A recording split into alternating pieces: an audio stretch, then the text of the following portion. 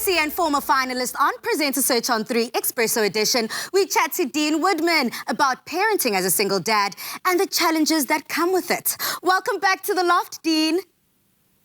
Hey, how are you, Pelissa? I'm so good, Dean. Now, look, we are happy to see you in good spirits and feeling good and 100% healthy. But, Homeboy, we heard the news. You tested positive for COVID a while ago. You're good now, but please make sure your journey with us. Well, I went for a test to see if I was positive. Thankfully, I wasn't, but it still required me to be indoors for 14 days. And when we're talking about indoors, I literally was in a room for 14 days, using your own utensils and stuff like that. And that was hard. I like to meet people. I like to be out there. Lockdown in itself is showing me flames, nonetheless.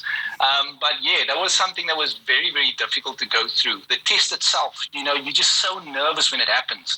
And that swab is one hell of a long swab, let me tell you.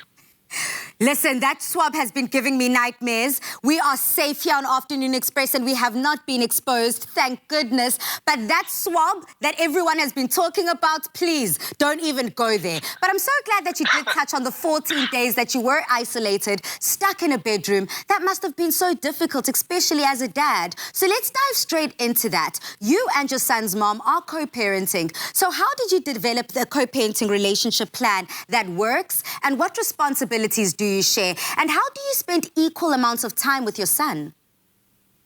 So let's start with the schedule that works, right? Firstly, it's not a great situation for any kid to be in. And, that's just one of the things that happens and you have to make it work. Starting the schedule in the beginning was a bit difficult, trying to balance time, trying to balance needs and wants, and making sure that he has an even space between his mom and myself. I got to tell you, though, even with me, and you refer to COVID-19 and being in for 14 days, that in itself put more pressure on her, right? Because he couldn't be by me. And she's been world-class where that's concerned in terms of how we co-parent and how we adapt. I think the first three things that we realized very soon off the bat is that you have to have a schedule. The schedule needs to be maintained.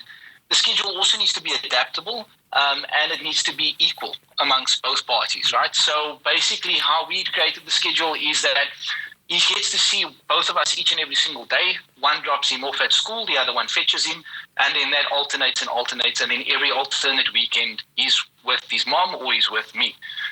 That's exactly how it worked. Look, I'm not the best dad out there. I'm not a super dad or anything like that.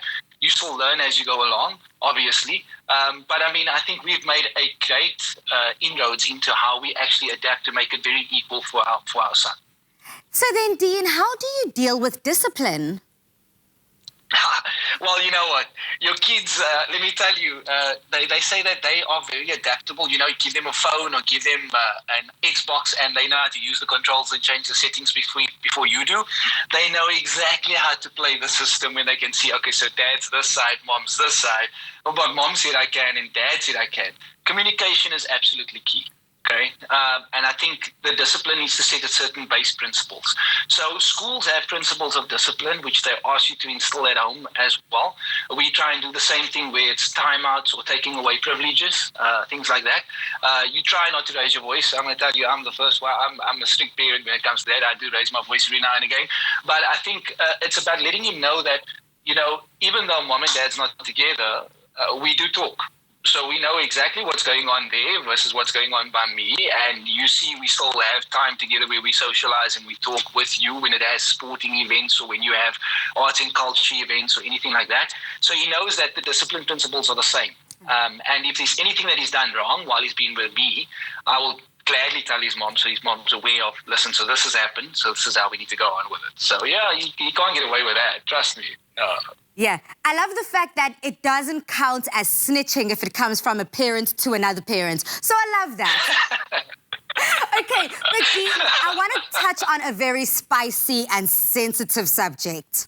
What challenges do you face with co-parenting? Because not many people have good co-parenting relationships. So how do you guys make it work?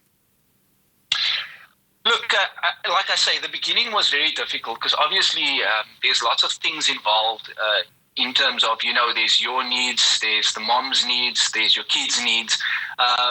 but we call it Team D first, right? And that's my son's name. So we make sure that no matter what's happening on either side, he comes first.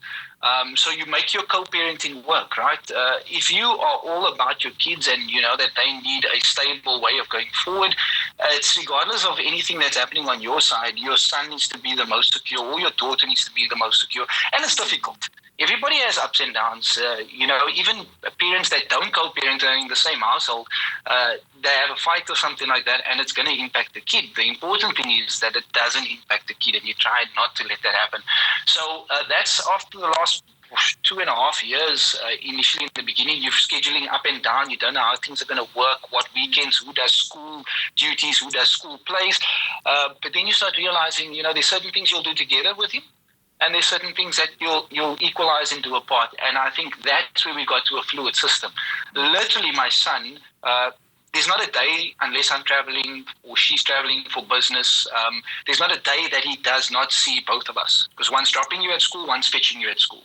The one that fetches you is the one you're going to sleep by, and then I drop you the next morning and mom fetches you the afternoon. So you literally get to see both parents every single day. It might seem like it's taxing, but it's a plan that we've worked on that works.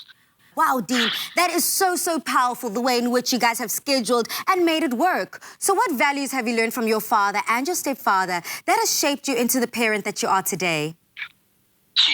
I'm privileged that I've had two father figures in my life. I think my dad always taught me, number one, he taught me discipline. He taught me always to thrive and push for something that you want. And the thing that I remember most about him is never think that you know everything. There's always somebody out there that knows more, that has more knowledge, that has the ability to do things better. So keep on pushing. With my stepdad, which I don't like referring to him as stepdad, I actually call him Pops. So with Pops, basically he's a tech-savvy guru. I can tell you that. He literally showed me the world of phones that's not Android, not BlackBerry. He's like, no, these are the new phones that you need to do. I remember it way back then. And his sense of humor is the driest I have ever met. So my first dad, extremely serious, extremely focused at work.